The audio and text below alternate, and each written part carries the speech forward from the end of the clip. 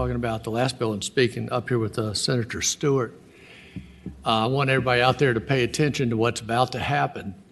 We just voted against a bill to protect young people from convicted sex offenders, and now those same people are opposed to this bill on the grounds that they want to protect young people from police.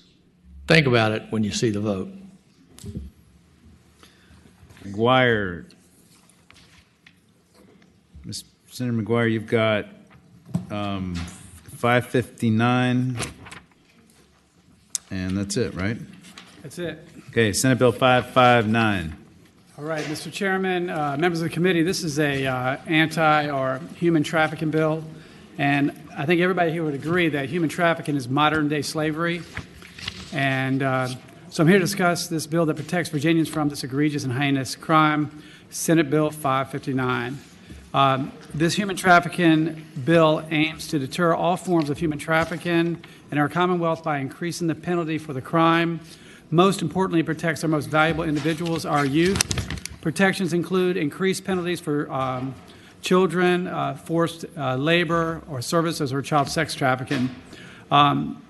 Talking points, cases not involving minors increased to Class 3 felonies, punishable to no less than 5 years to no more than 20 years in prison and up to $100,000 in fines. Cases involving minors increased to Class 2 felony, punishable by imprisonment for life or nothing less than 20-year prison sentence, up to $100,000 in fines. And it was reported in 2021, 583 human trafficking cases in Virginia. 199 of those reports were made from victims and survivors. That number continues to increase due to Biden's open border policies and weak penalties that in no way deters human trafficking here in the Commonwealth. So with that, I've got some folks that will speak on behalf of this, and I hope you guys will pass the bill. Rusty McGuire, Louisa Commonwealth's attorney. As you all know, that come here before talking about these cases where children are exploited and also with adults. This is not just a huge problem across the world right now.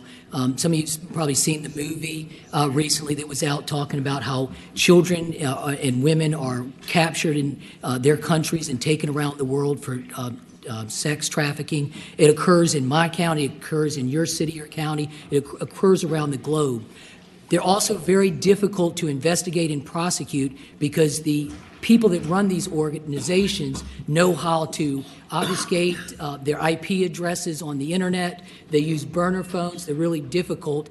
And so the other problem becomes when we do actually find victims and rescue them, they often have difficult times coming forward because they're often addicted to drugs. They're also rely on the trafficker for financial means. So because of that, it's difficult to make these cases. I do believe that increasing the penalty can have a deterrence effect. There might be a philosophical difference between some of us in that, but I think this is reasonable, more aligned with federal law, and it just gives that tool. Now, as association, I'm not here speaking of the association. I'm here speaking as Louisa Commonwealth's attorney. We don't take positions as an association about penalties. That's for the prerogative for the legislator, but I'm telling from the need of Louisa County. And why I'm so convinced of this is a case I had about 2 or 3 years ago now where a child was trafficked by her own father.